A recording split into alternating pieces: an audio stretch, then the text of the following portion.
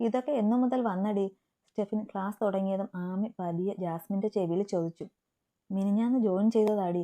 കക്ഷി ഇച്ചിരി ചൂടനാ, പക്ഷേ മൊത്തത്തിൽ പൊളിയാ. അവളും അതേപോലെ മറുപടി കൊടുത്തു. ജാസ്മിൻ പറഞ്ഞതുപോലെയായിരുന്നു സ്റ്റെഫിന്റെ ക്ലാസ്.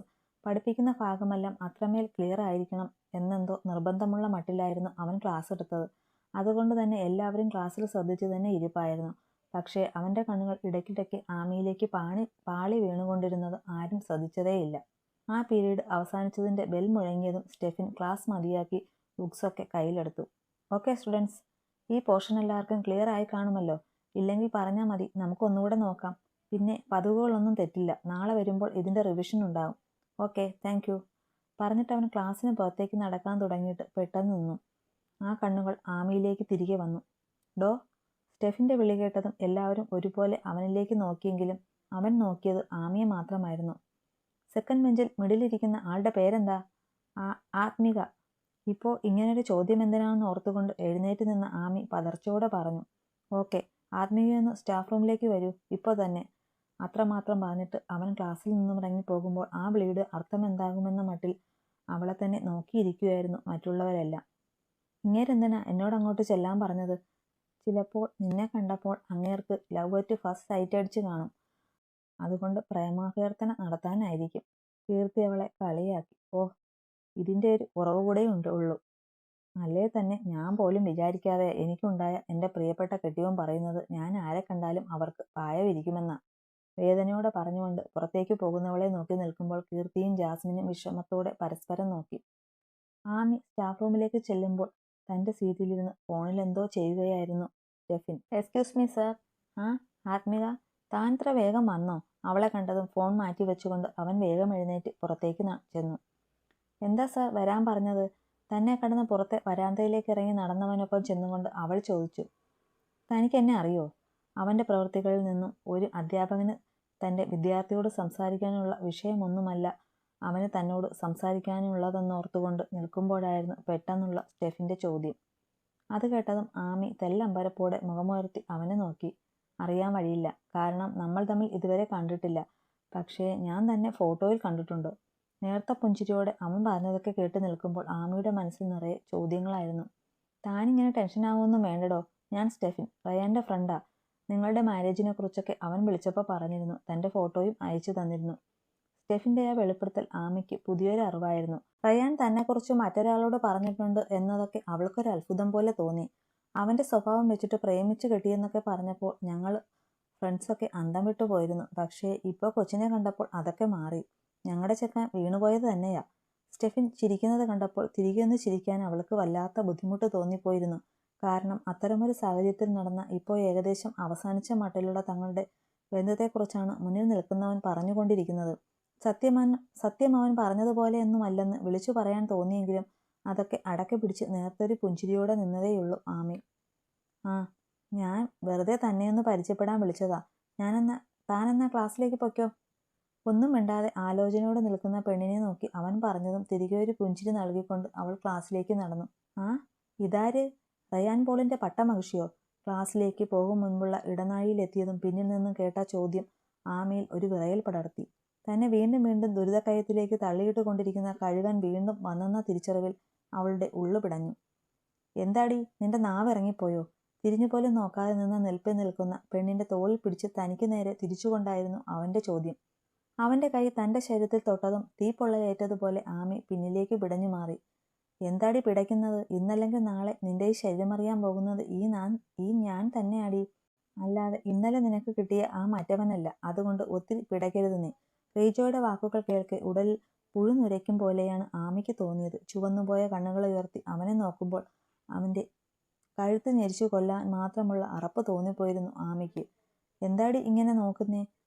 നിന്റെ ഈ നോട്ടം കാണുമ്പോൾ പോലും എന്റെ പിടിവിട്ടു പോകുവാടി. നീ നന്നായിട്ടൊന്ന് ആലോചിച്ച് നോക്ക്. നിന്റെ കെട്ടിയോൻ ഇനി ഏതായാലും നിന്നെ തിരിച്ചു വിളിക്കത്തില്ല. റയാൻ പോൾ ഒന്ന് വേണ്ടെന്ന് വെച്ചാൽ പിന്നെ അതിലേക്ക് തിരികെ പോവില്ല. അല്ല, അതിനിപ്പോ ശക്തമായൊരു കാരണവും ഉണ്ടല്ലോ.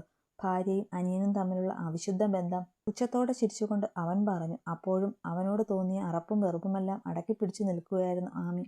നിന്നോടുള്ള ഇഷ്ടം കൊണ്ട് പറയൂ ആത്മിക, ഈ മിന്നു പൊട്ടിച്ചു കളഞ്ഞേ. ഇത് നിന്റെ കഴുത്തിൽ കിടക്കുന്നത് കാണും തോറും എനിക്ക് ഭ്രാന്ത് പിടിക്കുക. ഇതൊക്കെ പൊട്ടിച്ചെറിഞ്ഞിട്ട് നീ വാ. മിന്നും കെട്ടിയിട്ട് റയാൻ പോൾ നിനക്ക് നിഷേധിച്ച സുഖങ്ങളെല്ലാം ഞാൻ നിനക്ക് തരും. ഇങ്ങനെയൊരു കുരുക്കിന്റെ പിൻബലമില്ലാതെ തന്നെ. ടോപ്പിനുള്ളിൽ മറഞ്ഞു കിടക്കുന്ന അവളുടെ താലിമാല വിരൽ കൊണ്ട് പുറത്തേക്കെടുത്തുകൊണ്ട് റീജോ പറഞ്ഞതും അതുവരെ ക്ഷമിച്ചു നിന്നിരുന്ന ആമി അവന്റെ കരണം നോക്കി ആഞ്ഞടിച്ചിരുന്നു. ഒട്ടും പ്രതീക്ഷിക്കാതെ കിട്ടിയ അടിയിൽ കവിളും പൊത്തിപ്പിടിച്ചുകൊണ്ട് റീജോ അവളെ തുറിച്ചു നോക്കി. നീ ഒരുത്തൻ കാരണമാ ഇതെന്റെ കഴുത്തിൽ കയറിയതും പിന്നീട് ഞാൻ അനുഭവിച്ച ദുരിതങ്ങളൊക്കെയും എന്ന് കരുതി നിന്റെ ഇച്ഛായം പറഞ്ഞ പോലെ ഇതും കഴുത്തിലിട്ടുകൊണ്ട് നിനക്ക് പായ വിരിക്കാൻ എന്റെ പട്ടി വരും. കെട്ടിയത് ഹിന്ദു ആയാലും ക്രിസ്ത്യാനി ആയാലും ഇതിനൊരു മഹത്വമുണ്ട്. അതൊന്നും നിന്നെപ്പോലൊരു ഒടിച്ചുപട്ടിക്ക് മനസ്സിലാവില്ല. അത് മനസ്സിലാക്കാനുള്ള മരുന്നാ ഇപ്പോൾ ഈ തന്നത്. നിന്റെ ഇച്ഛായം താലി കെട്ടിയ പെണ്ണാ ഞാൻ. എന്നെ കിടക്കയിലേക്ക് ക്ഷണിക്കാൻ ഇനി നിനക്ക് തോന്നിയാൽ ഞാൻ വിളിക്കുന്ന ദൈവങ്ങൾ സത്യം, നിന്റെ ജീവൻ ഞാനെടുക്കും. ഓർത്തോ നീ. പറഞ്ഞിട്ട് കാറ്റ് പോലെ അവൾ കടന്നുപോയിട്ടും അവൾ പറഞ്ഞ വാക്കുകളോർത്ത് അവളെ കൊന്നു തിന്നാനുള്ള ദേഷ്യത്തിൽ നിൽക്കുകയായിരുന്നു റീജോ. അവളുടെ ഒരു മിഞ്ഞ്. നീ ചെവിയിൽ നുള്ളിക്കോ ആത്മിക. അത് കെട്ടിത്തന്നവൻ തന്നെ നിന്റെ കഴുത്തിൽ നിന്ന് പൊട്ടിച്ചെടുക്കും. അതിന് എൻ്റെ ഒരു വാശിയാ. അവൻ പിറുപിറുത്തു. എന്നാടാ ഈ നേരത്ത് ഇവിടെ നിന്നൊരാലോചന? തോളിൽ പിടിച്ചുകൊണ്ട് ആരോ ചോദിച്ചത് കേട്ട് റീജോ ഞെട്ടലോടെ പിന്തിരിഞ്ഞു നോക്കി. ഇച്ചായനായിരുന്നോ? പിന്നിൽ നിൽക്കുന്ന സ്റ്റെഫിനെ കണ്ട് അവനൊന്ന് വിക്കി. എന്താടാ നിനക്കൊരു വെപ്രാളം? ഏയ്, എനിക്ക് എന്നാ വെപ്രാളമാ? ഞാൻ വെറുതെ. ശരി ശരി, ക്ലാസ് തുടങ്ങി കാണും, നീ ചെല്ല്. കൂർത്ത നോട്ടത്തോടെ അവൻ പറഞ്ഞത് കേൾക്കെ റീജോ വേഗം തന്റെ ക്ലാസ് ലക്ഷ്യമാക്കി നടന്നു. പക്ഷേ അപ്പോഴും എന്തൊക്കെയോ ആശയക്കുഴപ്പത്തിൽപ്പെട്ട് അവൻ പോകുന്നത് നോക്കി അവിടെ തന്നെ നിൽക്കുകയായിരുന്നു സ്റ്റെഫിൻ. ഓഫീസിലിരിക്കുമ്പോഴായിരുന്നു റയാന്റെ ഫോണിലേക്ക് സ്റ്റെഫിന്റെ കോൾ വന്നത്. അവൻ പതിയെ ലാപ്പിൽ നിന്ന് കണ്ണു പറിക്കാതെ തന്നെ ഫോണെടുത്ത് കാതിൽ വെച്ചു. പറയടാ. എടാ വെടലേ, എന്റെ കോളേജിലാ നിന്റെ പെമ്പറന്നോത്തി പഠിക്കുന്നതെന്നൊരു വാക്ക് പറഞ്ഞില്ലല്ലോ നീ. ഞാനത് വിട്ടുപോയി. നീ വിട്ടുപോകും, പക്ഷേ ഞാൻ അറിയേണ്ടതൊക്കെ ഞാൻ അറിയും. ഓ ശരി. ഇപ്പൊ എന്ത് വേണാവോ? ഒന്നും വേണ്ട. കൊച്ചിനെ ഞാൻ പരിചയപ്പെട്ടു. നിന്റെ സെലക്ഷൻ തെറ്റിയില്ല. നല്ല പൊന്നുംകുടം പോലെ ഒരു കൊച്ച്. ഓ ആയിക്കോട്ടെ. എടാ ഓവേ, നീ സാഡാവണ്ട. ഞാൻ എൻ്റെ പെങ്ങള് കൊച്ചിനെ പോലെ കണ്ട് പറഞ്ഞതാ. അവന്റെ സ്വരത്തിലെ ദേഷ്യം ഒരു പക്ഷേ താൻ ആമിയെക്കുറിച്ച് അങ്ങനെ പറഞ്ഞത് കൊണ്ടുള്ള പൊസസീവ്നെസ് കൊണ്ടാണെന്ന് കരുതി സ്റ്റെഫിൻ ഒരു കുസൃതി ചിരിയോടെ പറഞ്ഞു. പക്ഷേ റയാന് അവളെക്കുറിച്ച് അങ്ങനെ പറഞ്ഞപ്പോൾ വല്ലാത്തൊരു പുച്ഛമാണ് തോന്നിയത്. അതുകൊണ്ടായിരുന്നു അവൻ അങ്ങനെ പ്രതികരിച്ചത്. നീ എന്നാ കോപ്പയിലും വിചാരിക്ക്. എടാ അളിയാ, ഒന്നുമല്ലേ ഞാനൊരു കോളേജ് പ്രൊഫസർ അല്ലേടാ. എന്നോടാ മര്യാദയെങ്കിലും കാണിക്കേണ്ടേടാ നീ. ഓ ശരി, എന്നാ പിന്നെ പ്രൊഫസർ പണ. ഞാനിപ്പോ എന്നാ വേണം? റയാൻ കളിയാക്കി ചോദിച്ചതും സ്റ്റെഫിൻ ഫോൺ കാതിൽ നിന്ന് മാറ്റി അതിലേക്ക് നോക്കി നിന്ന് പല്ല് ഞെരിച്ചു. നിന്നെ ഇനി മാറ്റാനൊന്നും പറ്റുകയില്ല. അത് പോട്ടെ, ഞാനിപ്പോൾ അതിനല്ല വിളിച്ചത്. നമ്മുടെ റീജോയും നിന്റെ വൈഫും തമ്മിൽ എന്നേലും പ്രശ്നമുണ്ടോ? സ്റ്റെഫിന്റെ നാവിൽ നിന്ന് ആമിക്കൊപ്പം റീജോയുടെ പേര് കൂടി ചേർത്ത് കേട്ടതും അതുവരെ കീബോർഡിൽ ചലിച്ചുകൊണ്ടിരുന്ന റയാന്റെ വിരലുകൾ പെട്ടെന്ന് നിശ്ചലമായി. എനിക്കറിയാൻ പാടില്ല. ഡാ, അതങ്ങനെ തള്ളിക്കളയേണ്ട കാര്യമല്ല. ഇന്നവർ തമ്മിൽ എന്തൊക്കെയോ സംസാരിക്കുന്നത് ഞാൻ കണ്ടു. സംസാരം മാത്രമല്ല, അവൻ എന്തോ പറഞ്ഞതും അവൾ അവന്റെ കരണം പുകച്ചൊരെണ്ണം കൊടുത്തു. നിങ്ങളുടെ മാരേജിനു മുമ്പ് അവർ തമ്മിൽ എന്തെങ്കിലും പ്രശ്നമുണ്ടായിരുന്നുവെന്ന് നീ ഒന്ന് അന്വേഷിക്കണം. അല്ലാതെ പിന്നെ ഇത്രയും ദിവസങ്ങൾ കൊണ്ട് അവനെ അവൾ അടിക്കേണ്ട കാര്യമെന്താ? സ്റ്റെഫിൻ പറഞ്ഞതെല്ലാം കേട്ടിരിക്കുമ്പോൾ റയാന്റെ നെറ്റിൽ ചുളിവുകൾ വീണിരുന്നു. താൻ മനസ്സിലാക്കിയതുപോലൊരു ബന്ധമാണ് അവർ തമ്മിലെങ്കിൽ അവൾ അവനെ തല്ലേണ്ട കാര്യമെന്താണെന്നോർത്ത് അവനൊരെത്തും പിടിയും കിട്ടിയില്ല. ആടാ, നീ അവളോടൊന്ന് ചോദിച്ചു നോക്ക്. നിന്റെ അനിയന് പിന്നെ പണ്ടേ ക്ലീൻ റെക്കോർഡ് ഉള്ളതുകൊണ്ടാ ഞാൻ നേരിട്ട് നിന്നെ വിളിച്ചു പറഞ്ഞത്. എനിക്ക് ക്ലാസ് ഉണ്ട് ഇപ്പോൾ, ഞാൻ വെക്കുവാടാ. സൺഡേ അമ്മച്ചിയും കൂട്ടി അങ്ങോട്ട് ഇറങ്ങാം. നിന്റെ കെട്ടികളെ കാണണമെന്നും പറഞ്ഞ് കിടന്ന കയറ് പൊട്ടിക്കുന്നുണ്ട്. ആടാ നീ വാ, ഞാനിപ്പോൾ കുറച്ച് ബിസിയാ. റയാൻ പറഞ്ഞത് മറുവശത്ത് കോൾ കട്ടായി. അപ്പോഴും അവൻ പറഞ്ഞ കാര്യങ്ങൾ തന്നെ കുരുങ്ങിക്കിടക്കുകയായിരുന്നു റയാന്റെ മനസ്സ്. അതാലോചിച്ചുകൊണ്ട് തന്നെ അവൻ ചെയറിലേക്ക് ചാരിയിരുന്നു. ആമിയെ തിരികെ കൊണ്ടുവിട്ട ദിവസം രാവിലെ റോണോ പറഞ്ഞ വാക്കുകളും പിന്നിപ്പോൾ സ്റ്റെഫിൻ പറഞ്ഞതും ആമി തന്റെ കാല് പിടിച്ചപേക്ഷിച്ചതുകൊണ്ട് പറഞ്ഞ കാര്യങ്ങളുമൊക്കെ കടന്നൽ കൂട്ടത്തെപ്പോലെ തന്റെ തറച്ചോറിൽ മൂളി പറക്കുന്നത് അവൻ അറിഞ്ഞു. എവിടേക്കോ തനിക്ക് പിഴച്ചുവോ എന്നുള്ള തോന്നൽ വന്നതും അവൻ കണ്ണുകൾ ഇറുക്കി അടച്ചിരുന്നു. അപ്പോഴെല്ലാം നിറമിഴികളോടെ നിൽക്കുന്ന ഒരു പെണ്ണിന്റെ മുഖം അവനെ കൊത്തി വലിച്ചുകൊണ്ടിരുന്നു. ജോലിയിലേക്ക് ശ്രദ്ധ തിരിച്ചുവിടാൻ ശ്രമിച്ചെങ്കിലും ഇനി തനിക്കതിന് കഴിയില്ലെന്ന് ബോധ്യമായതോടെ ലാപ്ടോപ്പ് ഷട്ട് ഡൗൺ ചെയ്തിട്ട് കാറിന്റെ കീയുമെടുത്ത് അവൻ പുറത്തേക്ക് നടന്നു. വൈകുന്നേരം കോളേജ് വിട്ട് പുറത്തേക്ക് നടക്കുകയായിരുന്നു ആമയും കീർത്തിയും ജാസ്മിനും കൂടി. ഇനി എന്താ നിന്റെ പ്ലാൻ? കീർത്തിയാണ്. എന്ത് പ്ലാൻ? പഠിക്കണം. പിന്നെ ബാക്കിയൊക്കെ അച്ഛനും അമ്മയും തീരുമാനിക്കും. അല്ലേലും എൻ്റെ ജീവിതത്തിൽ ഇതുവരെ സംഭവിച്ച കാര്യങ്ങളായാലും ഒന്നും ഞാനായിട്ട് പ്ലാൻ ചെയ്തതല്ലല്ലോ. അതൊക്കെ അങ്ങ് സംഭവിച്ചു. ഇനിയും അങ്ങനെയൊക്കെ തന്നെ നടക്കും. വിഷാദഭാവത്തിൽ അവൾ പറഞ്ഞത് കേട്ട് കീർത്തിയും ജാസ്മിനും പരസ്പരം നോക്കി. പക്ഷേ ഇനിയെല്ലാം അങ്ങനെ വരുന്ന പോലെ വരട്ടെ എന്ന് പറഞ്ഞ് വിടരുത് നീ. പിന്നെ ഒന്നുമല്ലെങ്കിൽ അയാൾ നിന്നെക്കുറിച്ച് ധരിച്ചു വെച്ചതൊക്കെ തെറ്റാണെന്നും എല്ലാത്തിനും കാരണം അങ്ങേരുടെ പുന്നാര അനിയനാണെന്നുമുള്ള കാര്യമെങ്കിലും നീ നിന്റെ ഹസ്ബൻഡിനെ ബോധ്യപ്പെടുത്തി കൊടുക്കണം. എന്തിനാടി? ഈ കോളിളക്കങ്ങളൊക്കെ കഴിഞ്ഞാൽ ഡിവോഴ്സ് വാങ്ങി വേർപിരിയാനിരിക്കുന്ന ഞങ്ങൾ തമ്മിലിനി എന്തോന്ന് ബോധ്യപ്പെടുത്താൻ? ജാസ്മിൻ പറഞ്ഞതിന് മറുപടിയായി പറയുമ്പോൾ ആമിയുടെ സ്വരം വീണ്ടും നേർത്തുപോയിരുന്നു. എൻ്റെ പെണ്ണെ, നീ ഇങ്ങനെ പഴങ്കഞ്ഞിയായി പോയതുകൊണ്ടാ ചേട്ടനും അനിയനുമെല്ലാം നിന്റെ മെക്കിട്ട് കയറുന്നത്. ഇന്നലെ കയറി വന്ന ഇവമാർക്കൊക്കെ ചവിട്ടാൻ നീ തലവെച്ച് കൊടുക്കുന്നത് എന്തിനാ? ജാസ്മിൻ തൻ്റെ ദേഷ്യം നിയന്ത്രിക്കാൻ കഴിയുന്നുണ്ടായിരുന്നില്ല. എനിക്കറിയില്ലടി. ഞാൻ പോലും അറിയാതെയാ എൻ്റെ ജീവിതത്തിൽ ഇത്രയൊക്കെ സംഭവിച്ചത്. എന്നിട്ട് എനിക്ക് വല്ലതും ചെയ്യാൻ പറ്റിയോ? എന്നിട്ടാ പിന്നെ തെളിയിക്കാൻ പോണത്. ആമി സ്വയം പുച്ഛിക്കും പോലെ പറഞ്ഞു. അപ്പോഴേക്കും നന്ദൻ്റെ ബൈക്കും അവർക്കരികിലേക്ക് വന്നിരുന്നു. അച്ഛൻ ലേറ്റായോടാ? മകളെ കണ്ടതും അതുവരെ ഉള്ളിൽ കയറിയ ആശങ്കകളൊക്കെ അകന്നുപോയതുപോലെ അയാൾ ചിരിച്ചു. ഇല്ലച്ചാ, ഞങ്ങളിപ്പോൾ ഇറങ്ങിയതേ ഉള്ളൂ, അവൾ പുഞ്ചിരിയോടെ പറഞ്ഞു. ജാസ്മിനോടും കീർത്തിയോടും യാത്ര പറഞ്ഞിട്ട് അവൾ ബൈക്കിലേക്ക് കയറിയതും മറ്റു രണ്ടാളെയും നോക്കിയൊന്ന് പുഞ്ചിരിച്ചിട്ട് നന്ദൻ വണ്ടി മുന്നോട്ടെടുത്തു. കുഴപ്പമൊന്നുമില്ലായിരുന്നല്ലോ മോളെ? ഏയ് ഇല്ലച്ചാ. റീജോയുമായി ഇന്നുണ്ടായ കാര്യങ്ങൾ പറഞ്ഞിട്ട് വീണ്ടും താൻ കാരണം അച്ഛൻ കൂടി പ്രശ്നങ്ങളിൽ ചെന്ന് പെടേണ്ടെന്ന് കരുതി അവൾ മനഃപൂർവ്വമായിരുന്നു അങ്ങനെ പറഞ്ഞത്. അത് കേട്ടതും നന്ദൻ്റെ നെഞ്ചിലൊരു തണുപ്പ് പടർന്നു. രാത്രി ബാൽക്കണിയിലെ മീൻ ബാഗിലിരിക്കുമ്പോൾ റയാൻ്റെ മനസ്സാകെ കലങ്ങി മറിഞ്ഞ മട്ടായിരുന്നു. സ്റ്റെഫിൻ പറഞ്ഞ കാര്യങ്ങളൊക്കെ അവൻ്റെ മനസ്സിനെ അത്രമേൽ സ്പർശിച്ചിരുന്നു. തൻ്റെ നിഗമനങ്ങളും തീരുമാനങ്ങളും തെറ്റിപ്പോയോ എന്ന് പോലും അവനാ നേരത്ത് ചിന്തിച്ചു തുടങ്ങിയിരുന്നു. എടുത്തു ചാടി അവളെ തിരികെ കൊണ്ടുവിട്ട നിമിഷത്തെ പഴിച്ചുകൊണ്ട് അവനെങ്ങനെ ഇരിക്കുമ്പോഴായിരുന്നു താഴെ റീജോയുടെ ബൈക്ക് വന്ന് നിന്നത്. റയാൻ നോക്കിയിരിക്കെ തന്നെ ബൈക്ക് കൊണ്ടുവന്ന് പോളിൻ്റെ കാറിലേക്ക് ചാരി വെച്ചിട്ട് അവൻ എങ്ങനെയൊക്കെയോ അതിൽ നിന്ന് ഇറങ്ങി.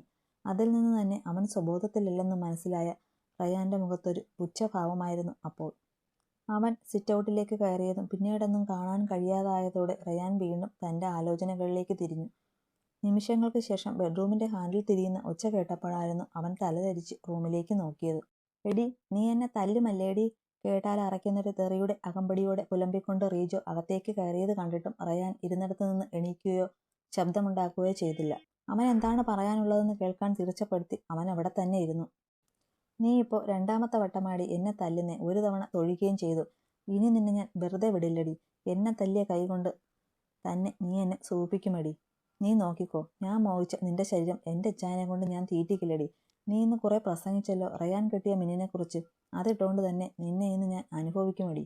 ആ കോപ്പിന്ന് എൻ്റെ വിയർപ്പിൽ കുതിർന്ന് നിന്റെ നെഞ്ചത്ത് കിടന്ന് വീർപ്പ് മുട്ടുമടി. എവിടെ അടി നീ ഒളിച്ചിരിക്കുന്നു? ഡി, വാടി ഇറങ്ങി. നിന്നെ ഇന്ന് ഞാൻ സ്വർഗം കാണിക്കാടി. സിരകളിലോടുന്ന ലഹരിയുടെ ബലത്തിൽ എന്തൊക്കെയോ പുലമ്പിക്കൊണ്ടിരിക്കുമ്പോൾ ഇതെല്ലാം കേട്ട് കലിമൂത്ത് കടപ്പല്ല് ഞെരിച്ചുകൊണ്ടവൻ തൊട്ടരികിൽ നിൽക്കുന്നത് അവൻ അറിഞ്ഞില്ല. അകത്തേക്ക് പാഞ്ഞു ചെന്ന് കൈതരിപ്പ് തീരും വരെ അവന് തല്ലാൻ തോന്നിപ്പോയെങ്കിലും അതെല്ലാം ഉള്ളിലടക്കി പിടിച്ച് അവന് പറയാനുള്ളത് കേൾക്കാമെന്ന് കരുതി റയാൻ അവിടെ തന്നെ ഇരുന്നു. ഡി, റയാൻ പോലൊരിക്കലും നിനക്ക് വേണ്ടതൊന്നും തരത്തില്ലടി. പക്ഷേ ഈ റീജോ തരും, ഇന്ന് തന്നെ തരും. കഴിഞ്ഞ രാത്രി എന്നെ നിന്നെയും കൂടി ഈ റൂമിൽ കണ്ടപ്പോൾ തന്നെ അങ്ങേർക്ക് ഭ്രാന്തിളകി. അപ്പോൾ ഇതേ മുറിയിലിട്ട് അവൻ മിന്നുകെട്ടിയ പെണ്ണിനെ ഞാൻ അനുഭവിക്കുന്നത് കണ്ടാലോ? എൻ്റെ പൊന്നു ചായൻ ചങ്ക് പൊട്ടിച്ചാവുമടി. അന്ന് നിന്റെ കൂടെ കിടക്കാൻ തന്നെയാ ഞാൻ വന്നത്. പക്ഷേ നീ എന്നെ ചവിട്ടി കലക്കി. ആ വേദന ഞാൻ മാറ്റാൻ പോകുന്നത് എങ്ങനെയാണെന്ന് അറിയാമോടി നിനക്ക്? നിന്റെ ആ കണ്ടാൽ കടിച്ചു പറിക്കാൻ തോന്നുന്ന ചുണ്ടില്ലേ, അത് കൊണ്ടാടി. അത്രമേൽ അറപ്പുളവാക്കുന്ന അവൻ്റെ പറച്ചിൽ കേട്ടതും നിയന്ത്രണം വിട്ടുപോകാതിരിക്കാൻ റയാൻ ചുവരിൽ അമർത്തിപ്പിടിച്ചു. ആ, ഒരു തൊഴി കിട്ടിയാൽ എന്നാടി? ചെയ്യാത്ത കുറ്റത്തിന് റയാൻ പോളിൻ്റെ മുന്നിൽ നീ കുറ്റക്കാരിയായില്ലേ? ആ മണ്ടൻ വിചാരിച്ചു വച്ചേക്കുന്നത് നീ എൻ്റെ കൂടെ കിടന്ന് സുഖിച്ചിട്ടുള്ളവളെന്നാ. പക്ഷേ നീ ചവിട്ടും കുത്തുമാണെന്ന് എനിക്കല്ലേ അറിയൂ. റീജോയിൽ നിന്ന് തന്നെ ആമിയെ പുറത്താക്കിയ ദിവസത്തെ കാര്യങ്ങൾ കേട്ടതും റയാൻ കുറ്റബോധത്തോടെ ഇരുന്നിടത്തു നിന്നും എണീറ്റുപോയി. അപ്പോൾ അന്ന് രാത്രി അവൾ പറഞ്ഞതൊക്കെ ശരിയായിരുന്നു എന്ന് മനസ്സിലായതും അവൻ സ്വയം തലയിൽ കൈവച്ചു. ഛേ, ഈ മോളിതെവിടെ പോയി കിടക്കുക? ഇനിയും എൻ്റെ ക്ഷമ പരീക്ഷിക്കാൻ നീ ഇവിടെ പോയി കിടക്കുവാടി. ഇപ്പം നീ ഒളിച്ചിരുന്നോടി. പക്ഷേ നീ പോലും അറിയാതെ നിന്നെ എൻ്റെ ഇച്ചായൻ്റെ ഗസ്റ്റ് ഹൗസിൽ എത്തിക്കാൻ പറ്റിയെങ്കിൽ ഇന്നല്ലെങ്കിൽ നാളെ നീ എൻ്റെ കൂടെ കിടക്കുക തന്നെ ചെയ്യുമടി. അവളെ മുറിയിലൊന്നും കാണാത്തതിൻ്റെ ദേഷ്യത്തിൽ പിറുപിറുത്തുകൊണ്ട് റീജോ ഇറങ്ങിപ്പോകുന്നത് കണ്ടതും റയാൻ മുഷ്ടി ചുരുട്ടി ചുവരിൽ ആഞ്ഞടിച്ചു. റീജോയോട് തോന്നിയ വെറുപ്പും ആമിയോട് പറഞ്ഞുപോയ വാക്കുകളും ഓർത്തുള്ള കുറ്റബോധമെല്ലാം കൂടിയായപ്പോൾ തലയ്ക്ക് ഭ്രാന്ത് പിടിക്കും പോലെ തോന്നിപ്പോയിരുന്നു റയാന്. മീൻ ബാഗിലേക്കിരുന്ന് ഒരു സിഗരറ്റിന് തീ കൊളുത്തി അത് ആഞ്ഞു വലിക്കുമ്പോൾ മനസ്സിലെ പിരിമുറുക്കത്തിന് തെല്ലയവ് വന്നതുപോലെ അവൻ പിന്നിലേക്ക് ചാരി കണ്ണുകളടച്ചു.